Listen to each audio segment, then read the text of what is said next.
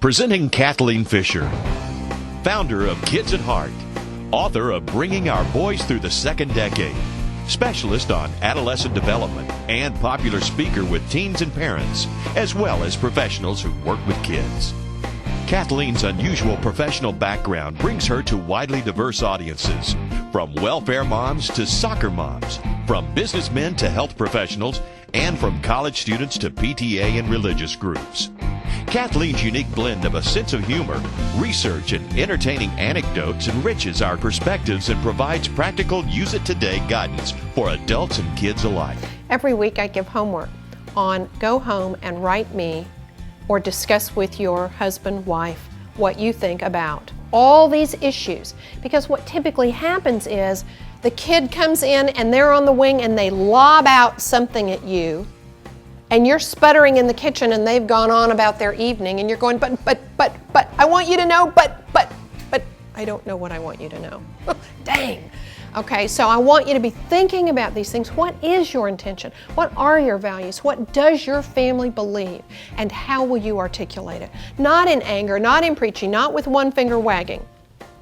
But we believe, Dad and I think so-and-so, because. She really has her pulse on modern family issues, and she speaks to us and really helps us understand other family members and kind of the reference point that they go through at various points of their life. And she's tackled the issues that we all get stretched too thin and what creates family tension and what's important and what are our priorities. She has a great way of bringing stories into her discussions and sharing family stories and ideas that everyone can relate to. It brings tears to your eyes, and it leaves you thinking about her thoughts for days on end. Parents discount the value and importance of their voice. Why wouldn't you be the most important voice that they hear unless you are silent? Okay? Now, I had a mother call me this week. She has a, 17-year-old daughter, junior, senior, something like that.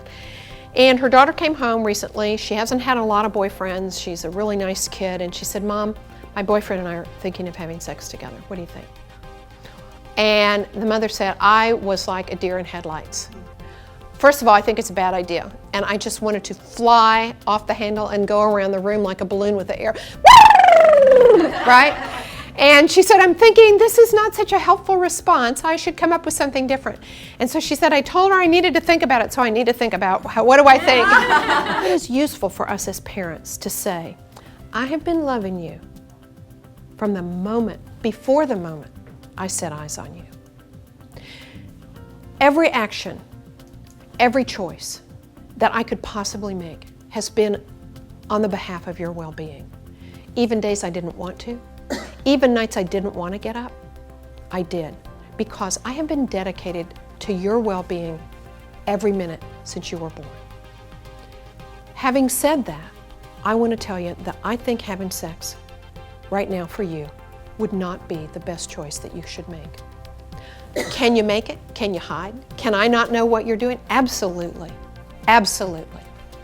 So I'm asking you as an adult to square your shoulders and make a wholesome, healthy choice for yourself.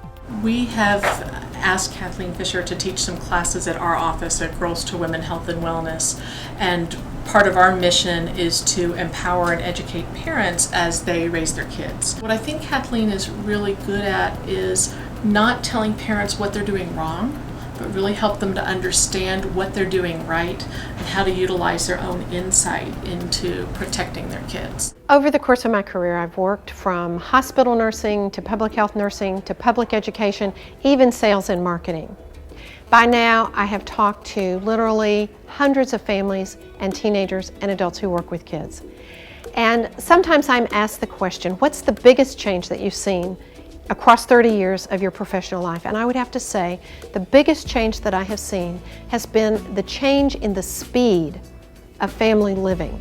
Most families feel like it's just our problem, our family is messed up, or our family is harried and hassled, but in fact I think it's a much broader, much deeper cultural issue. It's almost as if we've created the perfect storm for adolescents and kids to be growing up in. There are parents who are tired, hassled, exhausted, spread thin. There's the speed of family living, zipping here, there, soccer practice, math tutoring, whatever. There is the intense cultural pressure encouraging our adolescents to do so many things that are not wholesome or healthy for them. And finally, so many of the support structures that used to be in place, the church, the extended family, neighbors who knew our kids and cared for them and loved them. And those supports in many cases have diminished or been removed from the scene. I think the work that I feel called to mostly is reconnecting teenagers and school-aged children with adults who care for them and encouraging and empowering adults to say those important things that kids need to hear. You could call my work simple, but not easy, building the reconnections between teenagers, school-aged children, and the adults who care for them.